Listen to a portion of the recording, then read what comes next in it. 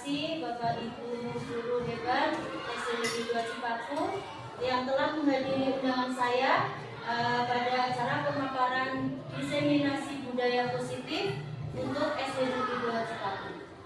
Pertama-tama marilah kita panjatkan puji syukur kehadirat Allah Subhanahu wa taala yang telah memberikan nikmat hidayah dan kesehatan kepada kita semua, sehingga di pagi hari ini kita bisa bertemu dalam acara saya, yaitu diseminasi budaya positif SD Negeri 2 Cipaku, untuk melengkapi tugas saya sebagai calon guru penggerak angkatan 9 dari Kabupaten Purbalingga.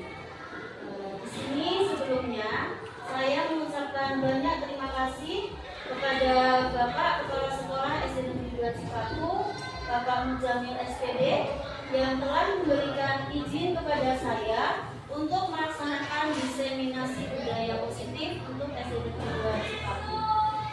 Kemudian yang kedua, saya sampaikan terima kasih yang sebesar-besarnya kepada Bapak Ibu guru SD Negeri 2 Cipaku yang telah menyempatkan waktu untuk menghadiri pemaparan saya nanti ini.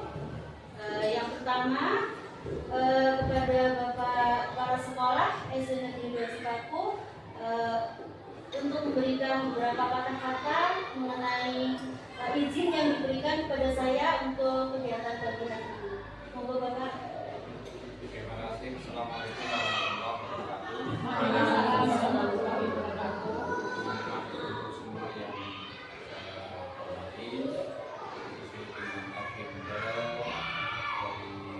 Bapak Menteri yang kembali melaksanakan tugas diseminasi budaya positif di Indonesia Cipaku dan calon guru penggerak angkatan 9 ya, terima kasih pada Bukti yang sudah bersiap untuk melaksanakan tawaran pada saya selaku kepala sekolah selaku sama-sama mendukung kegiatan yang pasti barangkali dengan tawaran seperti ini nanti akan kegiatan atau pembelajaran di Cipaku khususnya lebih maju dan nanti siswa-siswanya juga hasil daripada pendidikannya yaitu versi khususnya kelas 6 akan lebih daripada kelas-kelasnya.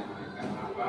Kelas 6 ini adalah sebagai tolak ukur keberhasilan siswa. Jadi kalau nanti hasil dari kelas 6 nilai ujian nilainya adalah baik, itu nanti akan dipandang hasil.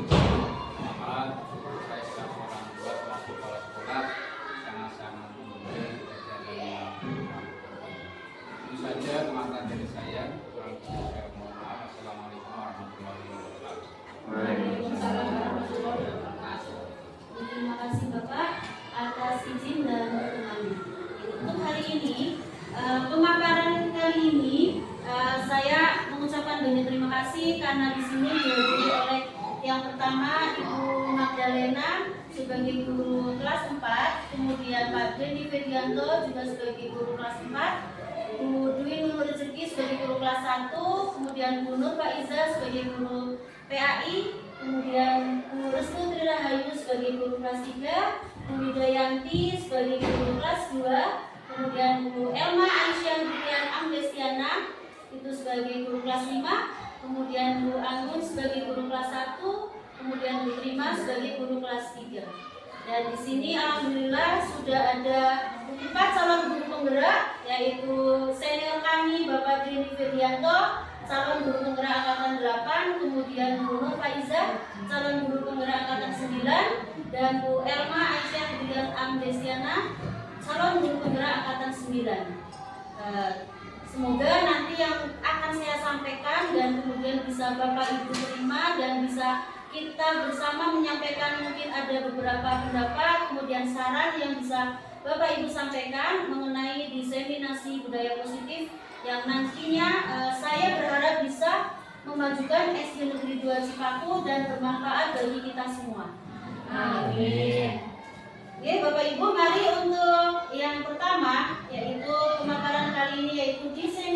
Budaya Positif SD Negeri 2 Cipaku. Untuk yang pertama, saya akan menyampaikan tentang konsep budaya positif.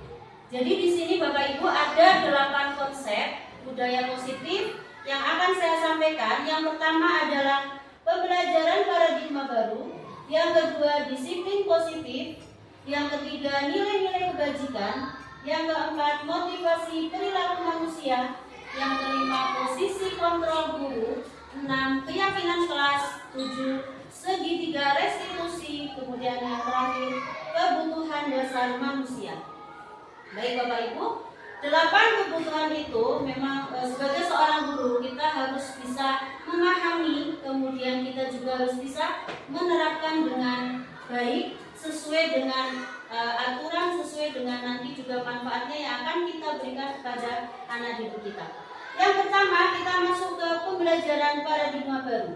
Baik, Ki Hajar Dewantara telah menyatakan bahwa kita mengambil contoh bahwa sekolah itu merupakan tempat lahan bagi anak didik kita, dan kita itu merupakan pendidik yang menanam padi. Diibaratkan seperti itu Bapak Ibu. Jadi diibaratkan kita itu menuntun tumbuhnya tanaman padi. Jadi siswa itu diibaratkan sebagai tanaman padi, kemudian sekolah sebagai lahan. Dan kita sebagai seorang pendidik itu adalah hakikatnya itu sebagai seorang pendidik itu menuntun dan kemudian juga harus tahu kondisi anak didik kita, harus tahu kondisi dari lahan atau sekolah kita, kemudian juga sebagai seorang pendidik kita itu harus bisa diibaratkan bisa untuk memelihara tanaman padi itu yang kita ibaratkan sebagai murid. Kemudian apabila di sekolah kita itu ada di sawah nih Bapak Ibu, diibaratkan sekolah ini adalah sawah, itu ada misal seperti hama ya, itu harus bagaimana sebagai seorang guru itu kita harus bisa mengatasi hal tersebut ya, karena di sekolah kita itu pasti banyak sekali hambatan kendala yang diibaratkan kalau di sawah itu adalah hama. Jadi kita itu harus menempatkan diri sebagai pupuknya, seperti itu Bapak Ibu. Selanjutnya, nah tadi sudah kami jelaskan bahwa sekolah itu diibaratkan sebagai tempat bercocok tanam. Jadi siswa itu adalah tanamannya, kita itu sebagai guru kita harus menjaganya, kalau sekolah itu sebagai lahannya. Jadi kita harus meminimalisir sekolah kita ini. Apabila kita mempunyai hambatan, kita harus bisa memberikan suatu solusi, memberikan suatu perlindungan juga kepada murid kita. Selanjutnya kita akan sedikit permainan. Ada 2 orang Bapak Ibu guru hebat yang nanti akan saya hadirkan di depan. Monggo untuk keikhlasannya Bu terima, monggo ke depan dengan Bu Restu, monggo ke depan. Nanti kita akan melakukan permainan. Kalau yang lain nanti bisa Bapak Ibu dengan teman satu bangkunya. Mungkin kalau Pak Denny dengan Bapak, tapi ampun gontok-gontokan Pak Denny. Bu Restu dengan Bu Iva, Pak Boni dengan Iva boleh. Atau dengan Pak Boni dan Bu Iva. Oh, Bu Nunu dengan Bu Nunu. Bapak dengan saya. Baik Bapak Ibu, di sini ada hal baik yang nanti kita bisa petik ya dari permainan ini, yaitu kita buka kepalan tangan dulu terlebih dahulu. Kita membuka kepalan tangan kita terlebih dahulu. Nah, setelah itu kita kan sudah membuka, berarti artinya kita itu mau menerima masukan, mau menerima kritikan ya dari pihak luar. Sekarang yang kedua, kita menutup kepalan. Nah, coba sekarang salah satu dari Bu Trima atau Bu Restu, salah satu siapa yang mau membuka kepalan tangan temannya? Coba. Jangan gelap ya Bapak Ibu. Nah, apakah Bu Trima bisa membuka kepalan tangan Bu Restu? Tidak bisa. Nah, tidak bisa. Ternyata Bu Restu tidak mau membuka kepala tangannya. Nah, itu artinya apa? Coba Bu Restu. Berarti Bu Restu punya apa? Saya punya sesuatu yang tidak boleh diambil sama diterima. Iya, karena kita berarti punya punya pendirian. Ya, berarti kita punya kendali. Berarti Bapak Ibu di sini kita bisa menghubung, bisa mengendali begitu. Baik, terima kasih. Untuk yang tadi kita lakukan, ketika kita mengepalkan tangan, kemudian orang lain membuka kepalan tangan kita, tetapi kita tidak mau, berarti itu artinya bahwa yang memiliki kontrol pada diri kita itu berarti diri kita sendiri. Oke? Jadi yang mempunyai kontrol atas diri kita adalah diri kita sendiri, bukan orang lain. Begitu Pak Denny? Ya, jadi kita tidak bisa untuk digoyahkan karena kita harus punya kontrol. Kita memiliki posisi kontrol. Baik, lanjut ya. Baik. Nah, tadi kebutuhan kita ya. Kebutuhan dasar kita itu memang kita sendiri yang harus mengontrol, tidak orang lain yang mengontrol kita. Jadi memang kita memiliki sifat ya, kita memiliki sifat, memang kita harus memiliki pendirian, kuat dalam pendirian. Baik Bapak Ibu, selanjutnya di sini Dr. William Glasser itu mengungkapkan tentang teori choice, yaitu tentang miskonsepsi makna kontrol. Miskonsepsi merupakan pemahaman yang salah. Okay? Miskonsepsi itu pemahaman konsep yang salah. Jadi penghubungannya yang salah. Jadi selama ini mungkin saya sendiri pun sudah 17 tahun menjadi seorang guru, pasti masih banyak kekurangan. Jadi selama ini mungkin kita memiliki ilusi bahwa ilusi kita itu guru itu bisa mengontrol murid. Padahal sebenarnya kita tidak boleh, karena memang yang mengontrol dia harus dirinya sendiri. Kita hanya bisa mengarahkan, mendidik, membimbing menjadi siswa yang baik nantinya. Kemudian ilusi yang kedua yaitu semua penguatan positif, efektif dan bermanfaat. Padahal sebenarnya tidak, karena ketika kita mungkin memberikan reward saja itu kita mungkin memang berpikirnya positif, tetapi itu akan berdampak negatif juga mungkin pada anak nantinya, karena akan bergantung. Oh nanti saya melakukan itu karena saya nanti dikasih permen, mungkin di kelas Bu Anggun yang kelas 1 kamu harus manut, nanti Bu Anggun kasih permen, mungkin seperti itu. Kalau kelas 1 ini permen, nah nanti anak tersebut pasti akan oh ya aku mau melakukan ini, tapi karena dikasih permen sama Bu Anggun, bukan karena dia ingin lebih baik.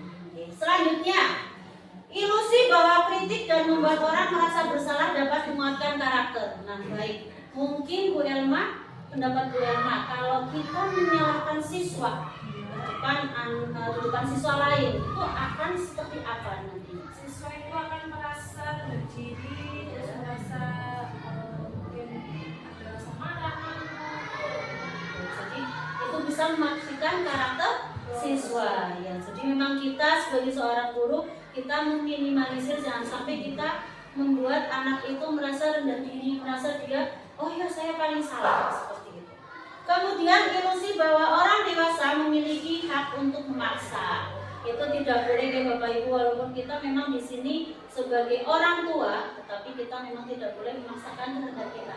Karena kita masih ingat filosofi Ki Hajar Dewantoro, yaitu pembelajaran itu menghamba pada siswa, berpusat pada siswa. Lanjut. Kemudian kita akan lanjut ke disiplin positif. Baik Bapak Ibu, disiplin. Monggo siapa yang akan ada pendapatnya disiplin itu apa? Monggo Bu Iva. Disiplin itu apa menurut Ibu? Mematuhi peraturan. Ya, mematuhi peraturan. Bagus. Ya, baik. Ya, berarti disiplin positif. Disiplin itu adalah mematuhi peraturan. Biasanya untuk anak SD itu memang mematuhi peraturan itu masih kita harus selalu ngopiak-ngopiak ya Bapak Ibu. Disiplin positif. Di sini kita akan membahas disiplin positif. Tadi adalah menurut Bu Iva adalah mematuhi peraturan. Baik. Disiplin positif itu berasal dari bahasa Latin yaitu disiplina. Artinya belajar. Betul, memang kita harus mematuhi peraturan, harus disiplin itu dengan belajar. Kemudian disiplin positif merupakan salah satu cara penerapan disiplin yang bertujuan bertujuan untuk menumbuhkan kesadaran. Jadi kita memberikan anak, ayo nak disiplin, itu sebenarnya agar anak tersebut memiliki percaya diri, memiliki kesadaran dari dirinya sendiri. Jadi motivasi dia untuk disiplin tidak hanya karena kita mempraktek, tetapi karena anak dari dalam hatinya, intrinsiknya, jadi dia harus memiliki kesadaran dan percaya serta menjadi tanggung jawab bahwa disiplin itu bukan karena peraturan, tetapi karena tanggung jawab. Baik, selanjutnya kita akan masuk ke pembelajaran paradigma baru, Bapak Ibu. Tadi ada 6, yaitu pemauan Bapak Ibu yang pembelajaran paradigma baru ada 6 hal, yaitu yang pertama beriman pertama pada Tuhan Yesus, mandiri, bernalar kritis,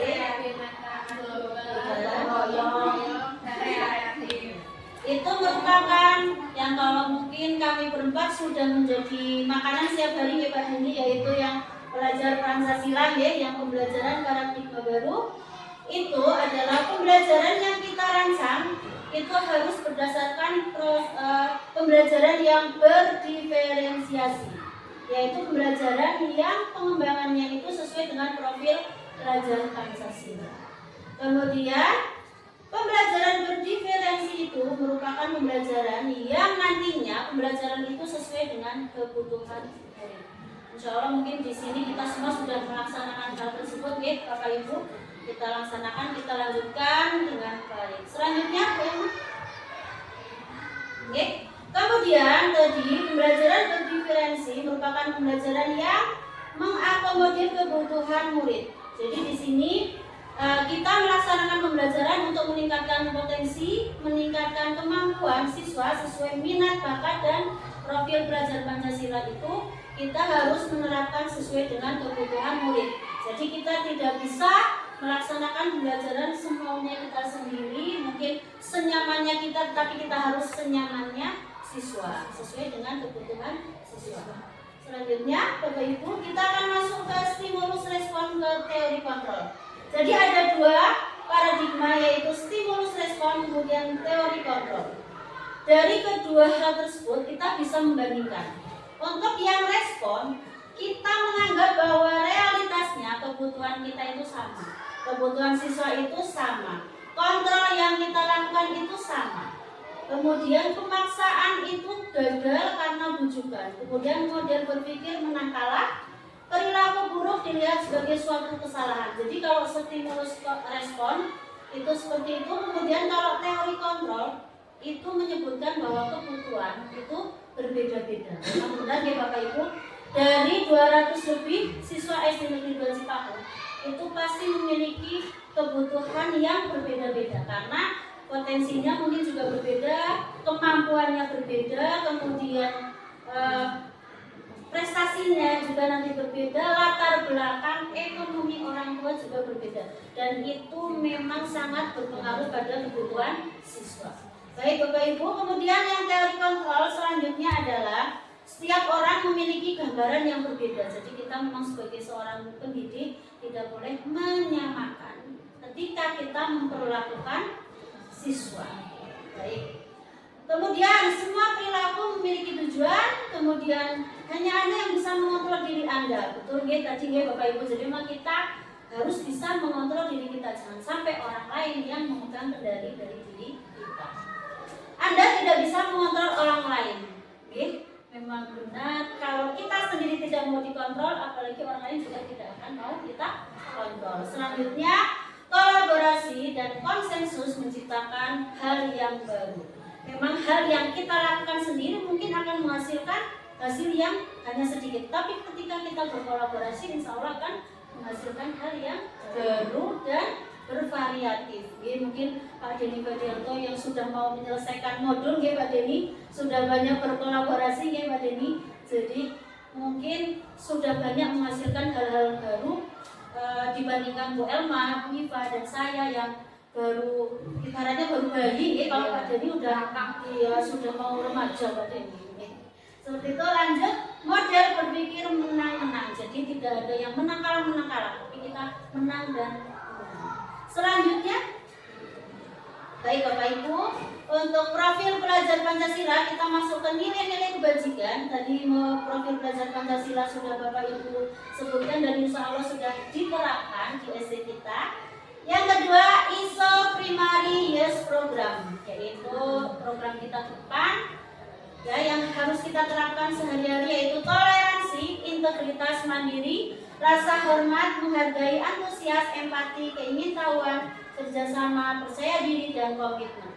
Kemudian keterampilan hidup, yaitu pendengar yang aktif, lurus hati, dapat dipercaya, dan tidak merendahkan orang lain. Yang utama itu keterampilan hidup, memang kita harus tidak boleh merendahkan orang lain secara langsung ataupun mungkin tidak langsung, karena kita semua sama.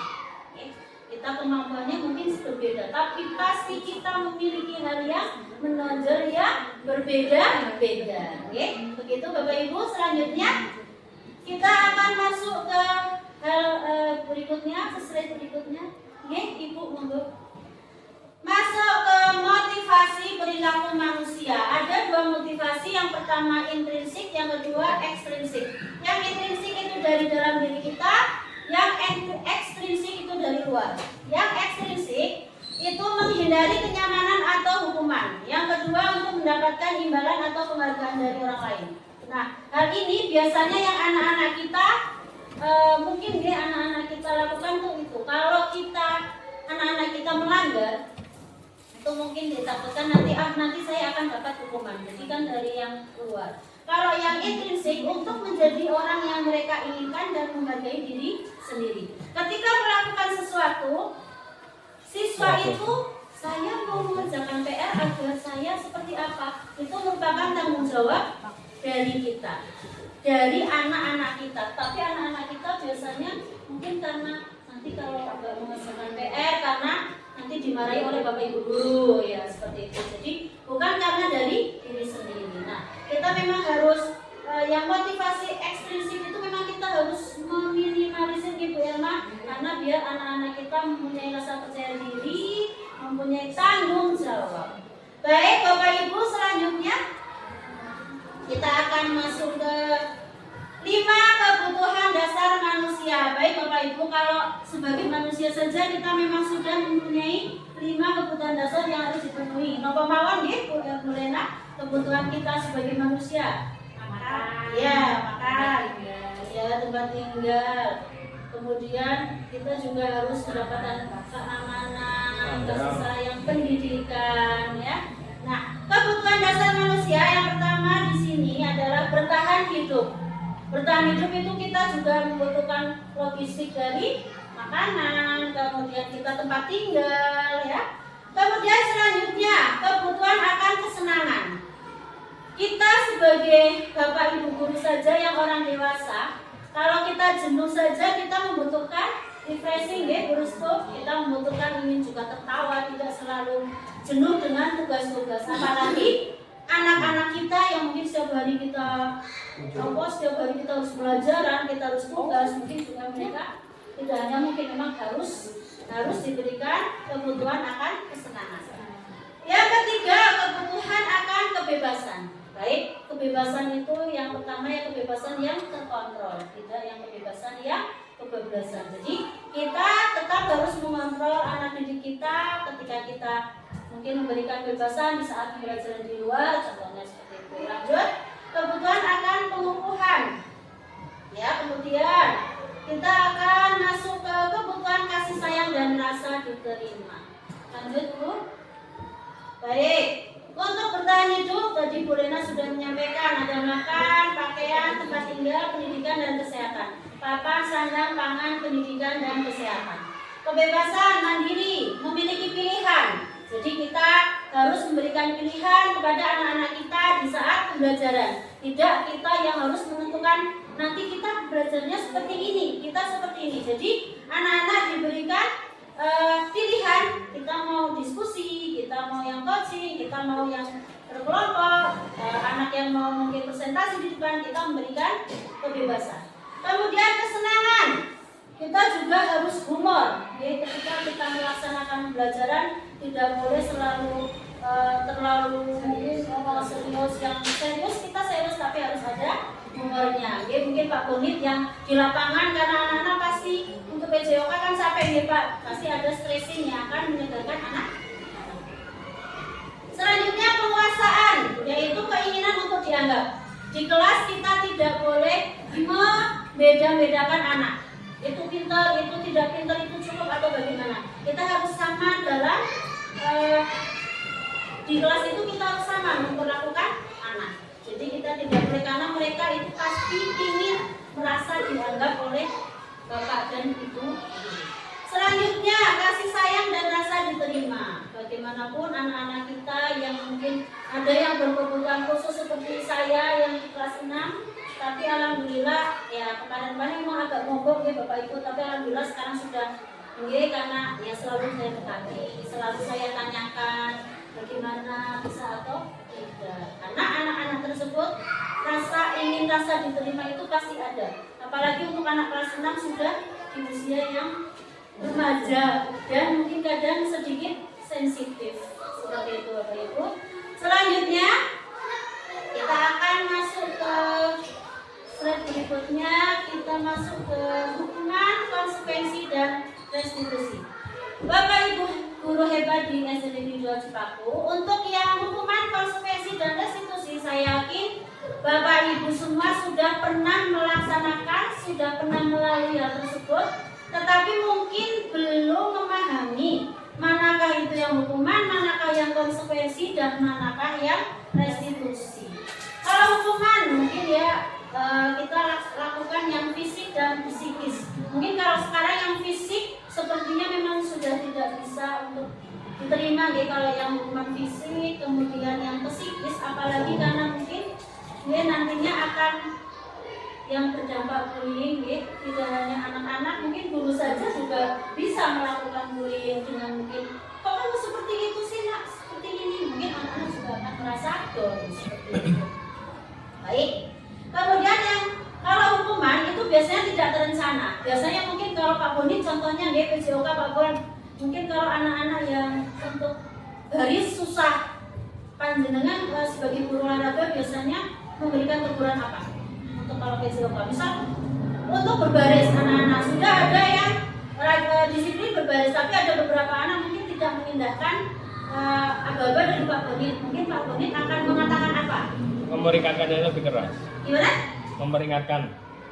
Nah, jangan seperti ini, gitu ya. Itu kan berarti secara spontan, lisan, ya, secara spontan lisan, dan Pak Bonit tidak merencanakan, karena anak tersebut juga kita tidak tahu dia melakukan apa, tidak ada terencana. Itu adalah hukuman. Kemudian yang kedua, konsekuensi. Kalau konsekuensi itu biasanya yang Bapak Ibu terapkan yang sudah direncanakan.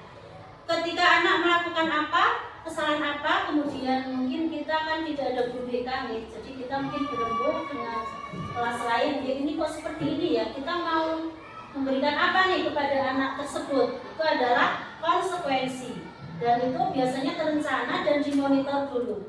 Seperti mungkin bisa anak yang tidak berangkat sampai beberapa hari, kita monitor dulu, kemudian kalau memang sudah benar-benar tidak bisa ditoleransi seperti yang dilaksanakan Bu Elma, kemudian Pak Dini yang pernah melakukan fisik, Bu Rena juga pernah, saya sendiri juga pernah, karena Bu Wida juga sudah pernah, karena alhamdulillah luar biasanya di SDN 2 Cipaku itu memang bermacam-macam dan berbagai hal yang memang unik ya, beragam yang memang kita harus sabar menghadapi.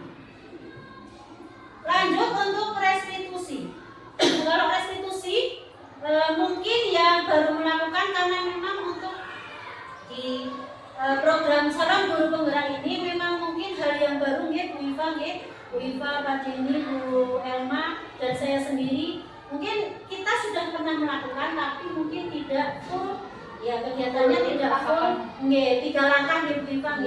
Mungkin kadang-kadang kita baru menanyakan, kenapa sih nak kamu tidak berangkat, seperti itu. Padahal nanti kita akan bahas tentang segitiga restitusi. Lanjut Bu Elma.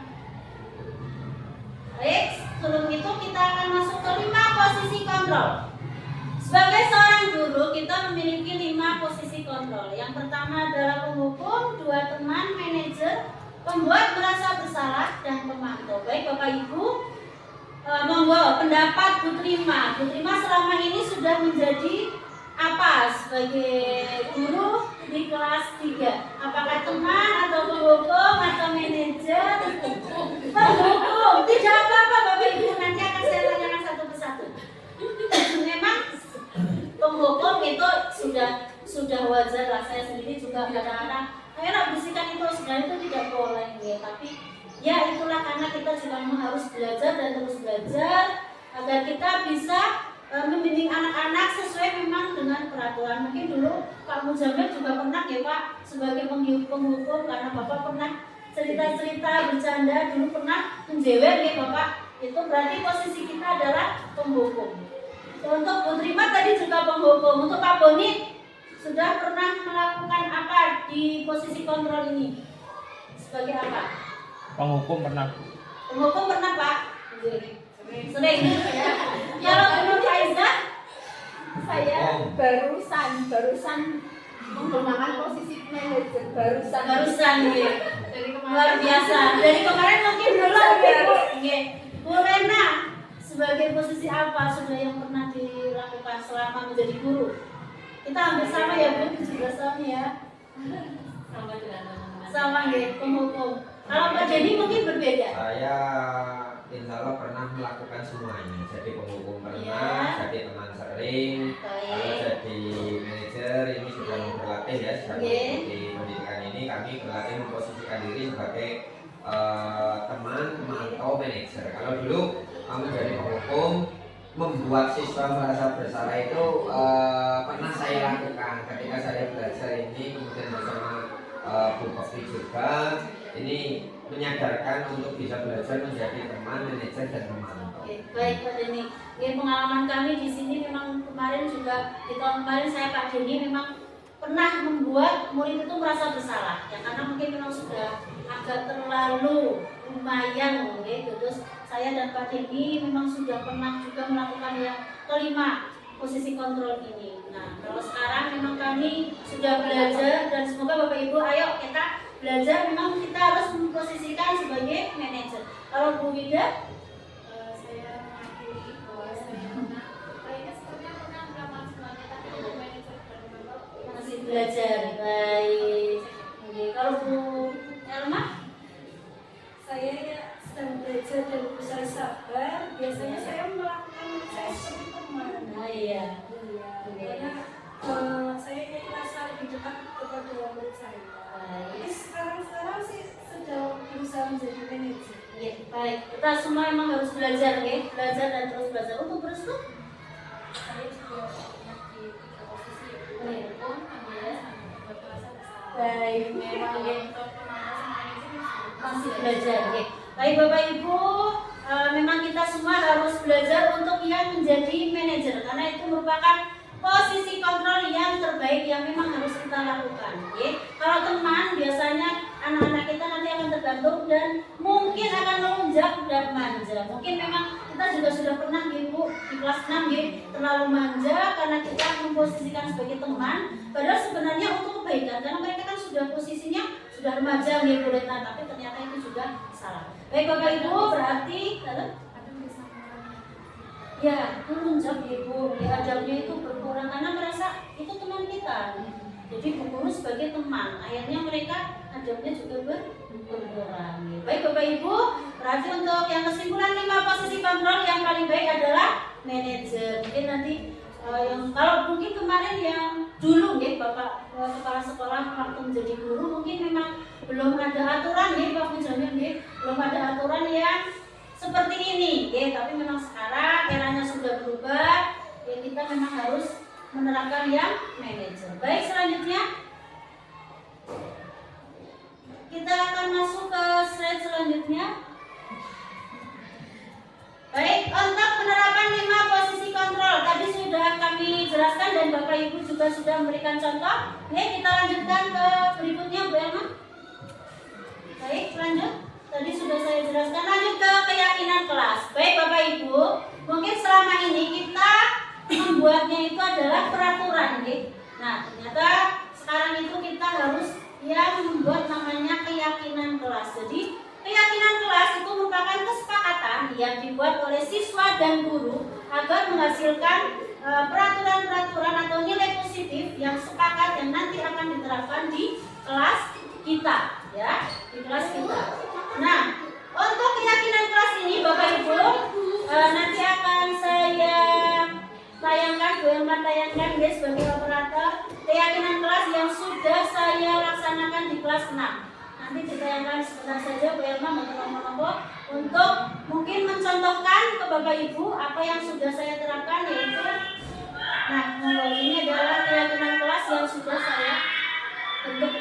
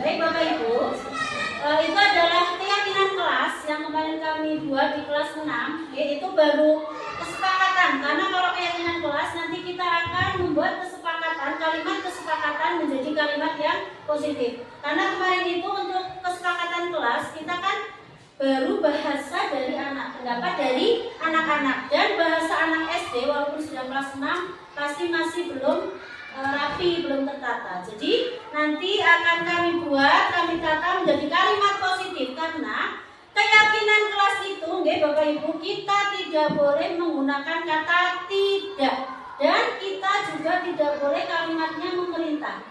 Jadi kita harus membuat kalimat positif, membuat kalimat menarik pada keyakinan kelas. Tidak boleh menggunakan kata perintah, dan kemudian bahasanya juga yang singkat, tetapi anak tersebut memahami dan tertarik, seperti itu untuk keyakinan kelas. Baik Bapak Ibu, semoga nanti Bapak Ibu semua bisa membuat juga di kelas masing-masing, tidak membuat peraturan lagi. Mengapa kita memilih keyakinan kelas Bapak Ibu? Karena kalau peraturan itu kan berasal dari diri kita. Kalau keyakinan kelas itu merupakan hal yang kita dapatkan dari siswa dan disepakati oleh siswa dan guru. Jadi mereka yang membuat dan mereka yang harus melaksanakan. Baik, selanjutnya Bu Erna, kita masuk ke langkahnya sudah tadi Bu Erna, kita masuk ke tahapan restitusi. Baik Bapak Ibu, ada 3 tahapan restitusi yang kita laksanakan ketika anak kita membuat kesalahan, yaitu menstabilkan identitas, validasi tindakan yang salah, kemudian menanyakan keyakinan. Baik Bapak Ibu, di sini saya ada video segitiga restitusi yang saya terapkan kepada 2 orang murid saya. Nanti akan Bu Elma tayangkan, monggo Bu Elma.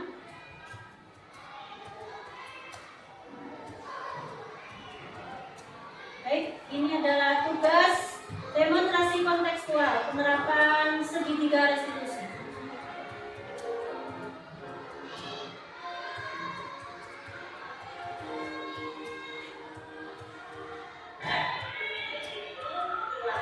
Monggo Pak Joni yang senior kami bisa nanti kalau ada sarannya bisa untuk membangun saya sebagai junior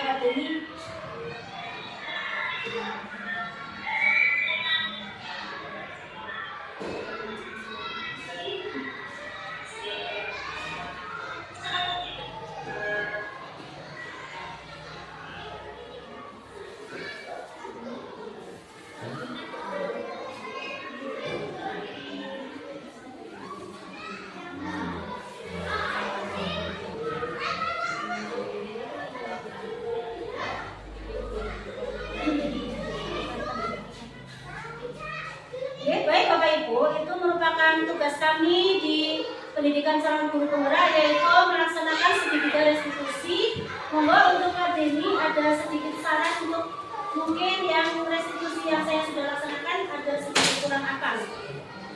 Ya, terima kasih ya atas kesempatan yang diberikan pada kami. Berdasarkan tadi apa yang kami amati video yang ditampilkan oleh Bupati, dari 3 tahapan tersebut sudah dilaksanakan semua ya tadi dengan menstabiliskan identitas, kemudian validasi tindakan yang salah tadi. Bupati sudah mengajukan beberapa pertanyaan berkaitan dengan memvalidasi tindakan yang salah tersebut. Kemudian mengembalikan kepada siswa tentang keyakinan kelas apa yang sudah disepakati sebelumnya, dan di situ Bu Bukti juga sudah menggali tentang keyakinan tersebut sehingga menumbuhkan kesadaran dalam diri siswa tentang keyakinannya, sehingga harapannya nanti dengan mengembalikan ke keyakinan kelas tadi nanti akan timbul kesadaran dari dalam diri siswa. Seperti itu. Sudah cukup. Terima kasih Pak Denny. Baik untuk teman-teman hebat semua, semoga kita bisa menerapkan tadi yang pertama keyakinan kelas, kita bisa membuat keyakinan kelas di kelas masing-masing, kemudian menerapkan segitiga restitusi dalam menghadapi permasalahan siswa. Jadi nantinya Bapak Ibu guru tidak akan pusing, tidak akan mencari-cari bahwa permasalahan yang ada pada anak itu tidak kita sendiri yang menyelesaikan, tapi anak itu sendiri. Kita membimbing, menggali permasalahannya, nanti anak itu sendiri yang akan menemukan solusinya. Baik Bapak Ibu, dari beberapa hal yang tadi sudah saya sampaikan mengenai budaya positif, kemudian ada keyakinan kelas, ada kemudian segitiga restitusi, ada 5 posisi kontrol, kemudian ada kebutuhan dasar manusia, kemudian tentang siswa kita yang merupakan kita ibaratkan sebagai padi, kita yang menanam, lahannya itu adalah sekolah, kita harus menjadi pelayan mereka. Justru kita yang melayani mereka, bukan siswa yang menurut kita. Karena kita kembali lagi bahwa pendidikan itu harus menghamba dan berpusat pada murid. Baik Bapak Ibu yang saya hormati dan Bapak Kepala Sekolah yang sudah memberikan izin kepada saya untuk melaksanakan diseminasi budaya positif, saya ucapkan banyak terima kasih Bapak atas izin dan kerjasama baiknya. Di akhir kata saya mohon maaf apabila dalam penyampaiannya banyak sekali kesalahan. Kemudian mungkin nanti kita akan belajar bersama ya Bapak Ibu untuk penerapan budaya positif di SD Negeri 2 Cipatu. Kita saling melengkapi, kemudian kita belajar bersama untuk menjadi Bapak Ibu guru hebat semuanya, dan semoga di SD kita ini dari keempat calon guru penggerak di angkatan 8 dan 9 bisa memberikan contoh yang baik pada Bapak Ibu dan memotivasi Bapak Ibu semua untuk juga ikut dalam pendidikan calon guru penggerak di angkatan berikutnya. Nanti ada Bu Trima, Bu Restu, Bu Wida, kemudian ada Pak Bonit, Bu Lena, Bu Nunu, dan yang lainnya, Bu Anggun, Bu Dika. Semoga Bapak Ibu semuanya bisa termotivasi dengan kami yang sudah berada dalam pendidikan calon guru penggerak. Semoga kegiatan hari ini bisa bermanfaat bagi kita semua. Mohon maaf sudah menyita waktu Bapak Ibu. Terima kasih. Wassalamualaikum warahmatullahi wabarakatuh. Waalaikumsalam.